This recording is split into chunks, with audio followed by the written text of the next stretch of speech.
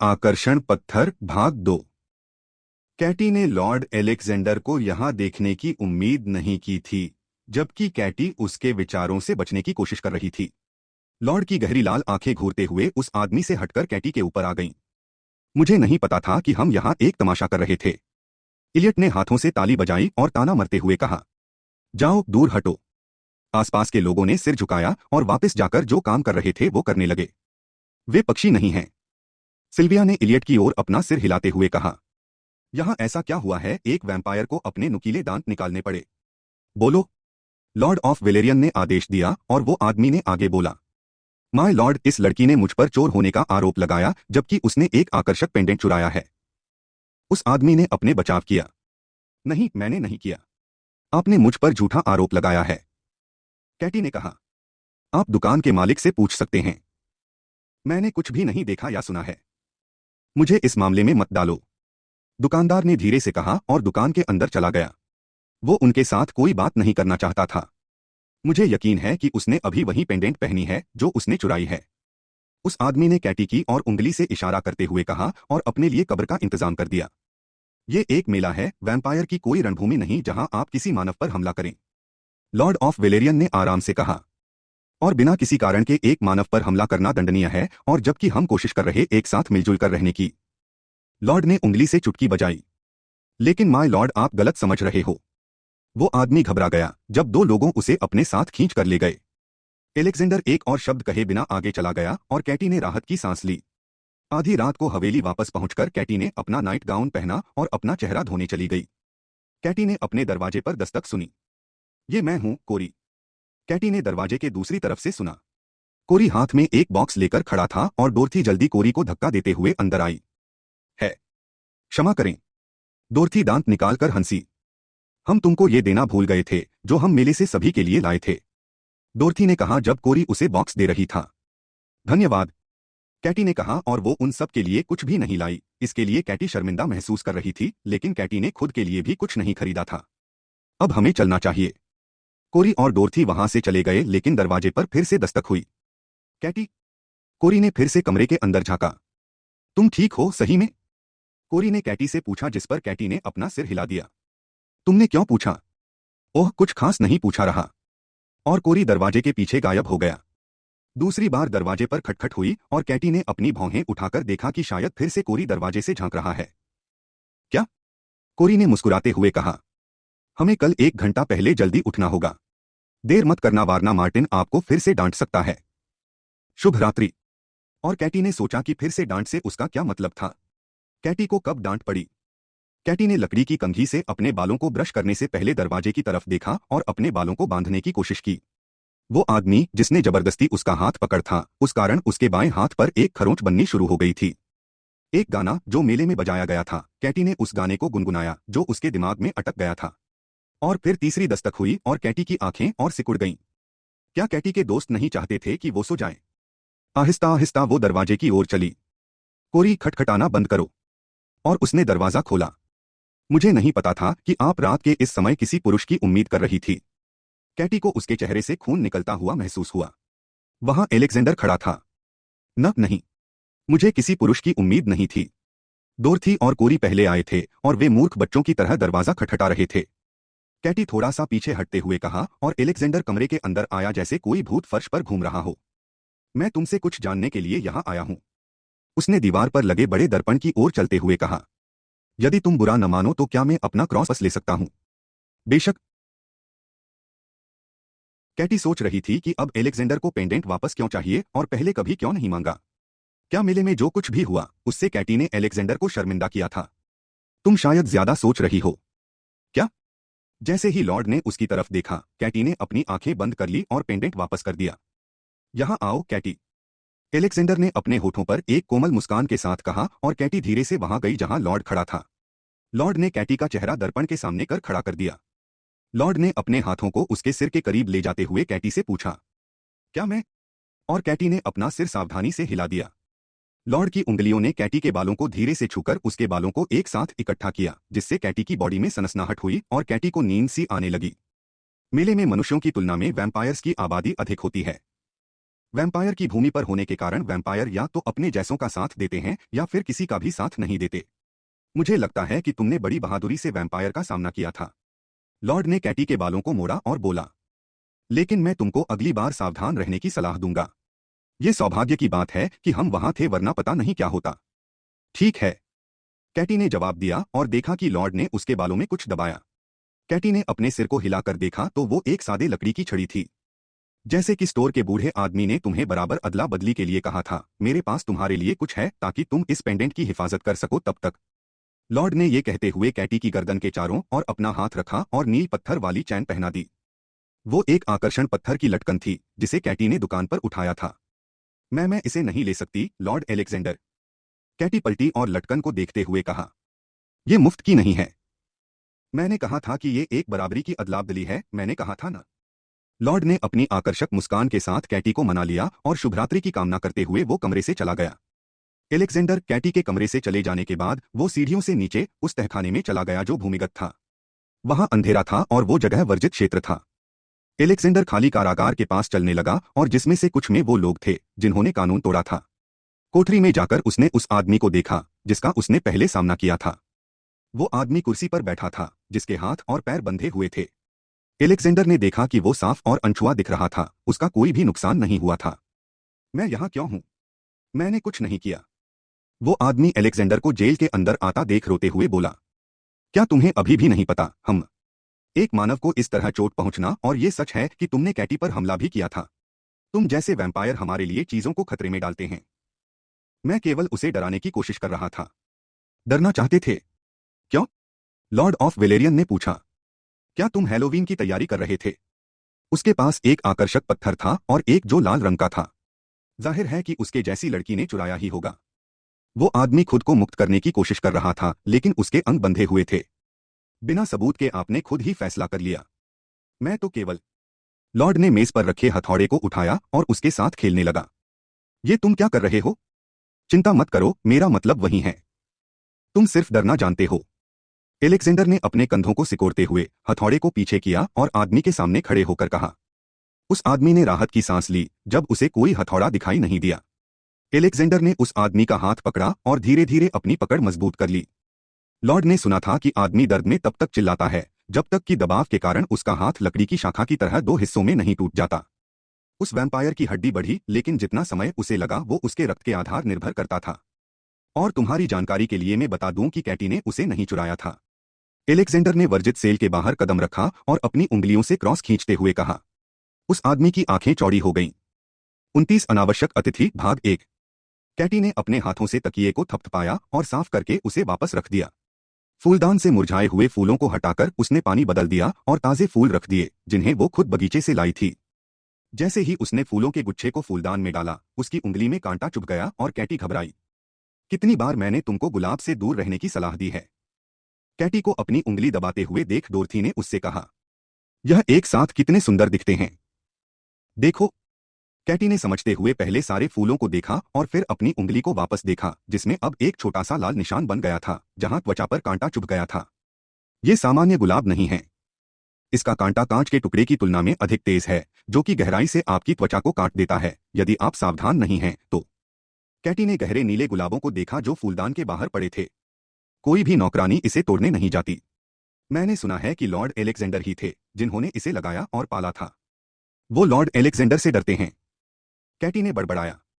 बेशक इस बात पर भी हमें विचार करना चाहिए। डोरथी ने सोच समझकर कहा। क्या तुम जानती हो कि एक रात एक महिला इसकी शाखाओं और गुलाब के फूलों को तोड़ते हुए पकड़ी गई थी? उसके बाद क्या हुआ? मुझे नहीं पता। उनमें से कोई भी नहीं जानता कि उसके साथ क्या हुआ या वो उस रात के बाद कहाँ गई। डोरथी ने जवाब दिया और अपने कंधों को सिकोड़ते हुए सूखे फूलों को लेने के लिए गई जो एक तरफ रखे थे। वो क्या सोच रही थी, मैं भी बहुत नाराज हो जाऊंगी अगर मैंने कोई पौधा प्यार से बड़ किया और कोई उसे नुकसान पहुंचता है तो। कैटी ने मुरझाए हुए फूलों को उठाया और बाकी बचे फूलों को वास के पास छोड़ दिया। कैटी ने अपने दूसरे हाथ की उंगलियों से गुलाब को छुआ। मुझे लगता है कि इन फूलों को बाहर बगीचे में प्यार से रखना चाहिए। सिर्फ इसलिए कि वे जंगली है और औरों को तुलना में थोड़े अलग दिखते हैं, अंदर अंधेरे में रखना इनके साथ अन्याय करना होगा। लगता है कि तुम्हारा हाथ अभी तक ठीक नहीं हुआ है। डोरथी ने उसके हाथ को देखते हुए कहा जिस पर हरे रंग की एक हल्की लाइन थी। क्या तुम्हें यहां दर्द होता है? कैटी ने कमरे से बाहर निकलते हुए कहा, जिस दिन उस आदमी ने मेरा हाथ पकड़ था, लेकिन अब ऐसा दर्द महसूस नहीं होता। म्याऊं की हल्की सी आवाज सुनाई दी। कैटी ने देखा तो लॉर्ड की बिल्ली थी। लॉर्ड के मन में तुम्हारे लिए एक नरम स्थान है, तुम्हें नहीं लगता? देखो, लॉर्ड की बिल्ली भी तुम्हारा अभिनंदन कर रही है। इस तरह की कोई बात नहीं है। कैटी ने इस बात को गलत ठहराया और मुस्कुराते हुए अपना हाथ हिलाया। आप चीजों की कल्पना कर रहे हैं। वो बस मुझ पर मेहरबान है क्योंकि मैं इस हवेली में आधी मेहमान और आधी नौकरानी हूं। ये सुनकर डोरथी हंसने लगी। छोड़ो, तुम्हें पता है कि शायद उसने उस वैम्पायर को देखा है जिसने तुम पर आरोप लगाया था, पर वो ये पक्के तौर से नहीं कह सकता। उसकी आंखों पर भरोसा करना मतलब गर्म कोयले पर चलना। उसकी आंखें कमजोर है तो तुम इस बात को अफवाह समझो। क्या कैटी की वजह से वो आदमी कालकोठरी में था? कैटी ने हैरान होकर सोचा कि क्या ये इसलिए है क्योंकि उस व्यक्ति ने सार्वजनिक रूप से हमला करके कानून तोड़ा था। कालकोठरी एक ऐसी जगह थी जहां बिना किसी दया के लोगों को सजा मिलती है। इस बारे में कोई जानकारी नहीं थी क्योंकि हवेली की नौकरानियां भी कुछ नहीं जानती थी, सिवाय कुछ लोगों के जो कालकोठरी में काम करते हैं। वहां जाना हमारे बस की बात नहीं है। दोपहर के भोजन से पहले कैटी को सिल्विया से मिलने के लिए कहा गया था, जो ड्राइंग रूम में थी, और कैटी सिल्विया के पास गई। अंदर आओ कैटी, कृपया बैठ जाओ, सिल्विया ने कैटी को दरवाजे पर खड़ा देखकर कहा। कमरे के दूसरे कोने से ग्रामोफोन में संगीत बज रहा था। कैटी बैठ गई और अपनी उंगलियों को जोड़कर सामने खड़ी सिल्विया को देखने लगी। सिल्विया एक उच्च वर्ग के आदमी की बेटी से कम नहीं दिख रही थी। सिल्विया ने कैटी को कप देने से पहले उसे चम्मच से हिलाया। सिल्विया के बाल बंधे हुए थे और उसके होठों पर हल्की मुस्कान थी। लेडी लेतिथिया ने आपको अपने घर पर आमंत्रित किया है, सिल्विया ने चाय की मेज पर कार्ड को रखते हुए कहा। ये देखो। कैटी ने कार्ड को देखा और उस पर कल की तारीख लिखी हुई थी। क्या तुम भी वहां होगी? क्या तुम नहीं चाहती कि मैं वहां चलूं? सिल्विया ने उससे पूछा और कैटी ने अपना सिर हिला दिया। मुझे माफ कर दो, मेरा ये मतलब नहीं था। मैं वहां अकेले जाने में आरामदेह नहीं रहूंगी, कैटी ने कार्ड को देखते हुए कहा। हम जानते हैं, सिल्विया ने मुस्कुराते हुए जवाब दिया। हम सुबह 7 बजे तक निकलेंगे और मैंने कल के लिए तुम्हारी अनुपस्थिति के बारे में पहले ही मार्टिन से बात कर ली थी, इसलिए आपको उससे इसके बारे में बात करने की आवश्यकता नहीं है। धन्यवाद। कैटी ये सुनकर खुश हुई। कैटी मार्टिन से किसी भी नौकर के सामने नहीं पूछना चाहती थी क्योंकि मार्टिन हमेशा नौकरों के साथ व्यस्त रहता था, इसलिए उसे अकेले खोजना मुश्किल था। नौकरानियां हमेशा हवेली के आसपास गपशप करती रहती थीं और कैटी इसका हिस्सा नहीं बनना चाहती थी। आखिरकार कैटी हमेशा के लिए वेलेरियन में नहीं रहने वाली थी। उसे किसी दिन तो छोड़कर जाना ही था। क्या मैं एक सवाल पूछ सकती हूँ? और सिल्विया ने सिर हिलाकर कैटी को पूछने के लिए कहा। लॉर्ड एलेक्जेंडर को गुलाब का तना कहाँ से मिला जो हवेली के पीछे उगा हुआ था? मैंने अपने जीवन काल में ऐसा गुलाब नहीं देखा था। अचानक से पूछे प्रश्न ने सिल्विया को चौंका दिया। लॉर्ड ने अपनी माँ से प्राप्त किया था। अच्छा, तो तुम ही हो जो फूलों की व्यवस्था कर रही हो। कई सालों बाद मैंने हवेली के अंदर उन गुलाबों को देखा। अगर मुझे याद है तो नौकरानियों को उस गुलाब को छूने के लिए मना किया गया था।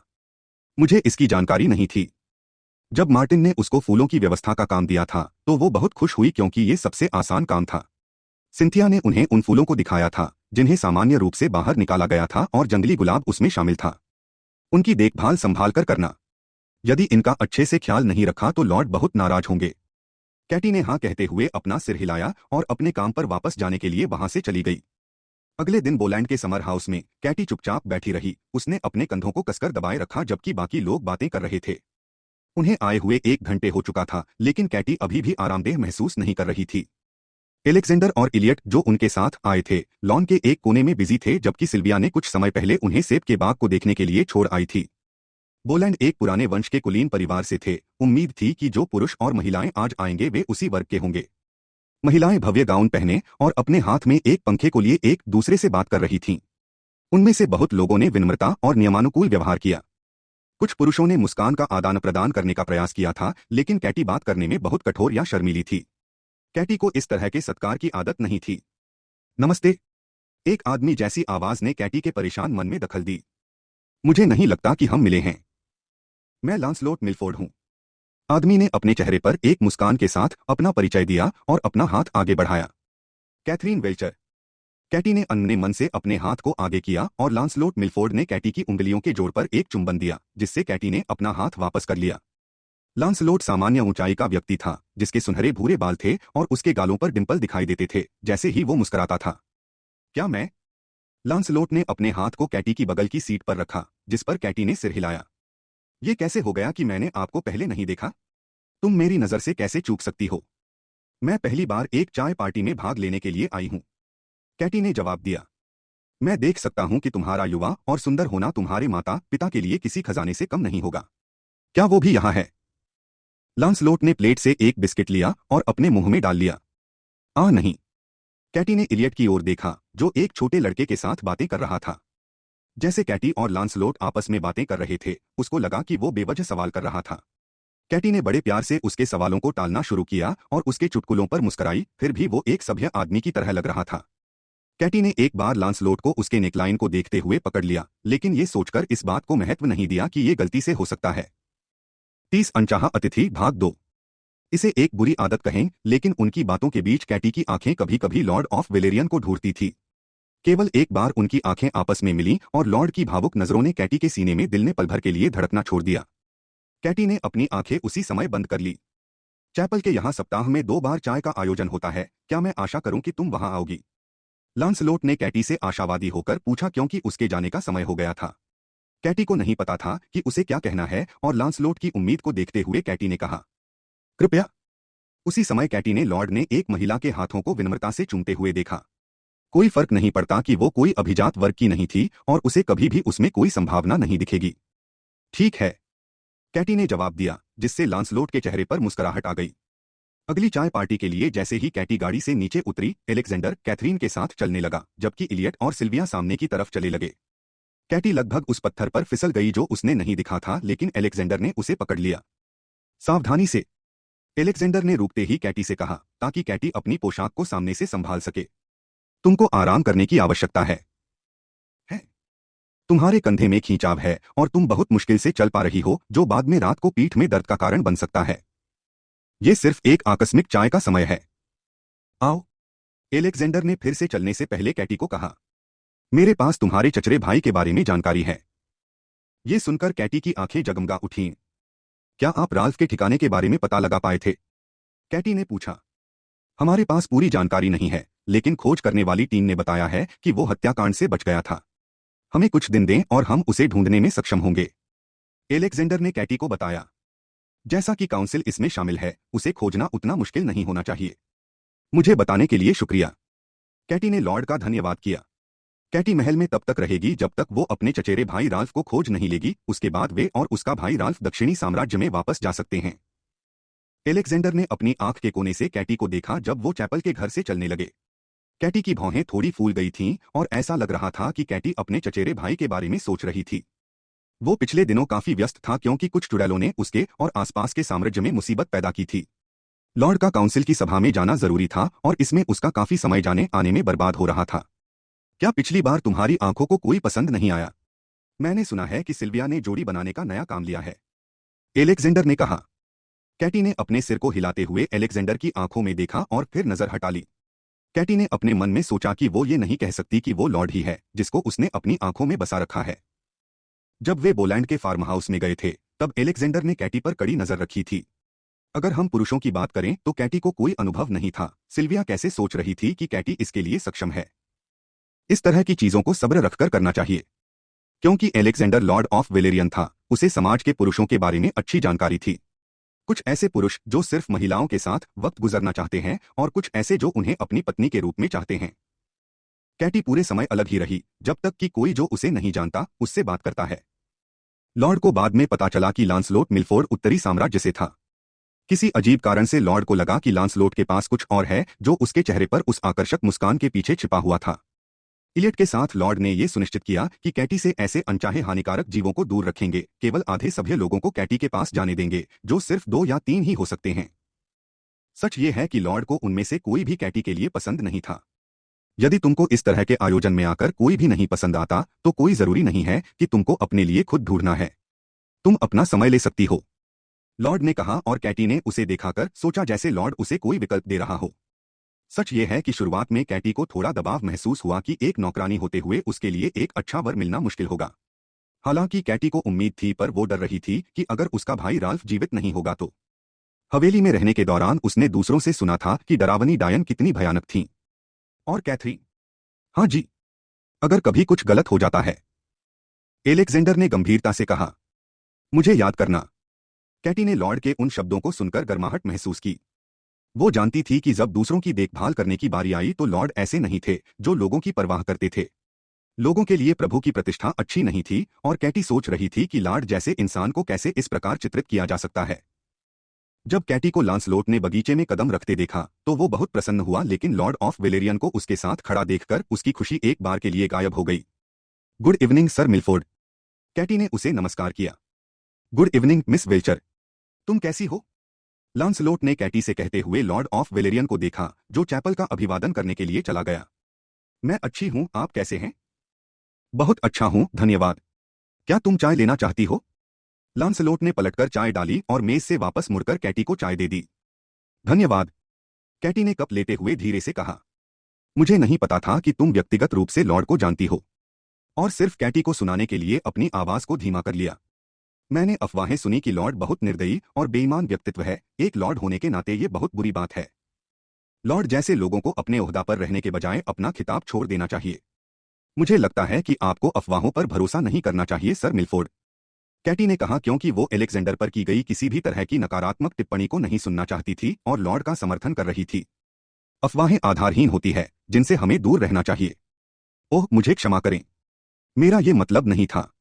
मुझे खेद है अगर मैंने आपके विचारों का अपमान किया हो तो। लांसलोट ने थोड़ा तेवर देते हुए कहा और कैटी को लगा कि वो बिना सोचे समझे ज्यादा बोल गई। मुझे क्षमा करें, मुझे लगा कि आपका ऐसा बोलना आपको शोभा नहीं देता। कैटी ने अपना सिर झुकाकर अपनी गलती को ठीक करने की कोशिश की। आप सही कह रही हैं। आप कितनी अच्छी है कैथरीन। लांसलोट ने मुस्कुराते हुए कहा, मैंने सुना है कि चैपल एक तस्वीर लाए हैं जिसकी कीमत 1000 सोने के सिक्कों है। क्या तुम उसको देखने में दिलचस्पी रखती हो? जी हाँ, कृपया, कैटी ने कहा और वो दोनों घर के पीछे चले गए। 31 अनचाहा अतिथि भाग 3। ये एक असाधारण घर था जिसमें बहुत सारे चित्र पूरे घर में दीवारों पर लटकाए जाते थे। कैटी ने देखा कि मिसेस चैपल को चित्रों को इकट्ठा करने का शौक था और उनके पति उनके लिए खरीद के लाए थे। उन्होंने उस पेंटिंग को देखा जिसके लिए वे आए थे और वो एक तरह का अलग ही पीस था। जो रंग इस्तेमाल किए गए थे वे उच्च किस्म के थे और कैनवास पर स्ट्रोक्स का इस्तेमाल बहुत अच्छे तरीके से किया गया था। जब वे आगे बढ़े तो कैटी ने ध्यान दिया कि किस तरह से लांसलोट उसको देख रहा था। कैटी ने लांसलोट को 3 बार से अधिक उसकी गर्दन की ओर देखते हुए पकड़ा। पहले तो कैटी ने सोचा कि उसे कोई गलतफहमी हुई है, लेकिन ऐसा फिर से हुआ जिसने कैटी को बेचैन किया और उन्होंने काफी समय अंदर बिताया था। मुझे लगता है कि हमें अब वापस जाना चाहिए, कैटी ने प्रस्ताव रखा। इतनी जल्दी क्या है? कैटी ने लांसलोट को कहते हुए सुना। अभी तो जश्न शुरू भी नहीं हुआ है। क्या? कैटी ने अपनी भौहें उठाकर व्याकुल होकर पूछा। कुछ ही देर में लांसलोट ने कैटी को एक खाली कमरे में खींच लिया और कैटी दीवार से टकरा गई और उसे दर्द महसूस हुआ। कैटी चौंक गई। लांसलोट ने अपने एक हाथ से उसके मुंह को ढक दिया और दूसरे हाथ से कैटी के हाथों को पकड़ते हुए अपने आप को कैटी के ऊपर धकेला दिया। कैटी की आंखें डर से चौड़ी हो गई जब लांसलोट उसे गलत तरीके से छूने लगा। मैंने अभी तक कुछ नहीं किया और तुम वापस जाना चाहती हो? लांसलोट ने कैटी के कान में फुसफुसाए और अपने हाथों से कैटी के कमर के निचले हिस्से वाली जगह को छुआ। ये तो केवल शुरुआत है अभी। कैटी ने संघर्ष करते हुए लांसलोट को अपने से दूर करने की कोशिश की, लेकिन वो उसके सामने ज्यादा ताकतवर था। लांसलोट ने उसकी गर्दन को चूमा तो कैटी ने उसे दूर कर दिया। लांसलोट ने कैटी का ब्लाउज फाड़ा जिससे उसके कंधे दिखने लगे और उसको चूमना जारी रखा। जैसे ही लांसलोट की पकड़ ढीली हुई तो कैटी ने उसके चेहरे को खरोंच दिया और लांसलोट ने कैटी को कोसना शुरू कर दिया। उसके चेहरे पर 3 लाल खरोंच के निशान बन गए। किटी कैट को खेलना है। लांसलोट ने गंदी सी मुस्कान दी जिसे कैटी को लगा कि वो लांसलोट नहीं कोई और है। कैटी को जमीन पर धक्का देते हुए उसने कैटी के पैरों के चारों ओर की पोशाक को चीर दिया। रुक जाओ, एलेक्जेंडर। जैसे ही लांसलोट ने अपने हाथों को कैटी की टांगों पर ऊपर की तरफ फेरना शुरू किया। तुम अपने लॉर्ड को पुकार रही हो, जिसे सुनकर लॉर्ड को मजा आ रहा होगा। लांसलोट ने कैटी के ऊपर चढ़कर कहा। मैं भी तुम्हें चखना चाहता हूं। इससे पहले कि लांसलोट कुछ और करता, किसी ने कैटी से उसको दूर करते हुए गर्दन को जोर से दबाया जिससे लांसलोट को सांस लेने में तकलीफ हुई। एलेक्जेंडर, रुक जाओ। तुम उसे मार ही डालोगे क्या? इलियट ने एलेक्जेंडर के हाथ को लांसलोट से दूर करते हुए कहा। अगर आप इससे मार देंगे तो बेवजह के सवाल उठेंगे। तुम इससे बाद में निपट सकते हो। कैटी को अभी आपकी आवश्यकता है, इलियट ने धीरे से कहा और महसूस किया एलेक्जेंडर ने लांसलोट की पकड़ ढीली कर दी थी। लॉर्ड ने कैटी को देखा और उसे फिर से गुस्सा आ गया। कैटी जहां बैठी थी उसकी ओर जाने से पहले लॉर्ड ने लांसलोट को मारकर बेहोश कर दिया। कैटी प्रेतात्मा के एक्सप्रेशन देते हुए फर्श पर बैठ गई। उसकी पोशाक फटी हुई थी और आस्तीन उसके कंधे पर लटकने के बजाय उसकी बाह पर थी। उसके सारे बाल खराब हो गए थे और उसके हाथ डर से कांप रहे थे। कैटी! एलेक्जेंडर ने उसे धीरे से पुकारा और उसकी निगाहें धीरे धीरे लॉर्ड की आंखों से मिलने के लिए ऊपर हुई। कैटी की आंखों में आंसू भर आए, आंसू उसके गालों पर से होते हुए गिरने लगे। शश, सब खत्म हो गया है। लॉर्ड ने सावधानी से कैटी को अपनी बाहों में लेकर आश्वासन दिया और कैटी एलेक्जेंडर से चिपक गई क्योंकि वो अभी ऐसे खतरनाक हादसे से गुजरी थी। अब सब ठीक है। वो अब तुम्हें कोई नुकसान नहीं पहुंचा सकता। एलेक्जेंडर ने कैटी से वादा किया और वो लॉर्ड की बाहों में रोने लगी। इलियट बाहर से एलेक्जेंडर का ओवरकोट लेकर आया। उससे ओवरकोट लेकर एलेक्जेंडर ने कैटी के शरीर को ढक दिया। मैंने सिल्विया से कहा कि वो गाड़ी को घर के पीछे से लेकर आए ताकि मेहमानों के सवालों से हम बच सके। गाड़ी जल्दी ही आ जाएगी। जाते समय रास्ते में कैटी को नींद आ गई और इससे उन लोगों को बात करने में आसानी हुई। ये आदमी कौन है? इलियट ने बेहोश आदमी से पूछा जिसके पैर और हाथ बंधे थे। मैंने लेडी लेतिथिया से पूछने की कोशिश की और उसने कहा कि वो आदमी उत्तरी साम्राज्य से था, लेकिन उसे चाय के लिए आमंत्रित नहीं किया गया था। वो मिलफोर्ड के परिवार का दूसरा बेटा है। सिल्विया ने कैटी को सोते हुए देखा और घबराते हुए जवाब दिया। वो ये कैसे कर सकता था? सिल्विया ने अफसोस करते हुए धीरे से कहा।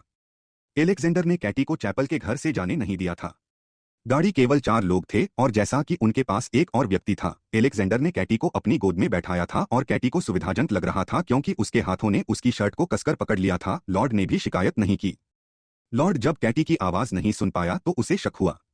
लॉर्ड का शुद्ध रक्त परिवार के एक पुराने वंश से होने के कारण उनकी सुनने की शक्ति दूसरों की तुलना में काफी बेहतर थी। उसने इलियट को यह देखने के लिए कहा था कि कैटी कहाँ है, लेकिन जब उसने उसकी चीख सुनी तो वो समझ गया कि वो सुरक्षित नहीं है। लॉर्ड जल्दी से वहां पहुंचा जहां कैटी थी और दृश्य देखकर लॉर्ड का खून खोल उठा। कैटी के सिर्फ कंधों के कपड़े नहीं बल्कि उसकी स्कर्ट भी फटी हुई थी। लॉर्ड ने कैटी को अपने करीब किया। लॉर्ड को कैटी को अपनी बाहों में लेकर बड़ी राहत मिली। हवेली पर पहुंचकर लॉर्ड कैटी को अपने कमरे में ले गया और रजाई खींचने से पहले उसे बिस्तर में लेटा दिया। बिस्तर के बगल में एक कुर्सी लेकर लॉर्ड कैटी के बगल में बैठ गया। वो उसका साथ नहीं छोड़ना चाहता था। जब कैटी सोकर उठी तो उसे कुछ समय लगा समझने में। जो कुछ भी हुआ था वो खुले बांध की तरह था। कैटी को अपने आप से नफरत हो रही थी। जितने बार भी कैटी हिलती उसको कंधों में दर्द महसूस होता था। कैटी के साथ ऐसा क्यों हुआ? क्या उसने गलत एक्सप्रेशन दिए कि उस आदमी ने ऐसा काम किया उसके साथ? उसने तो कुछ भी नहीं किया था, तो ऐसा क्यों?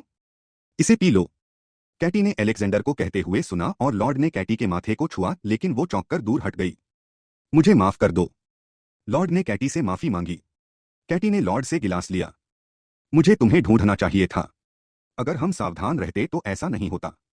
कैटी ने अपना सिर हिलाया और धीरे से बोली, हमें नहीं पता था कि ऐसा कुछ भी हो सकता था। कैटी ने लॉर्ड से नजर चुरा ली। लॉर्ड कैटी से खाली गिलास लेने के लिए उसकी ओर बढ़ा और इस बार कैटी फिर से थोड़ा पीछे हटी। क्या तुम मुझसे डरती हो? नहीं, कैटी ने जवाब दिया और बोली, मुझे अब शर्मिंदगी और गंदगी महसूस हो रही है। कृपया मुझे मत छुओ। कैटी ने अपनी कांपती हुई आवाज से कबूल किया। मुझे देखो कैटी, लॉर्ड ने धीरे से कैटी से कुछ कहा। लॉर्ड ने कैटी की ठुड्डी को धकेलकर उसका सिर ऊपर कर लिया और जब उसकी आंसू भरी आंखें लॉर्ड की गहरी लाल आंखों से मिली तो उसने कहा, तुम गंदी नहीं हो।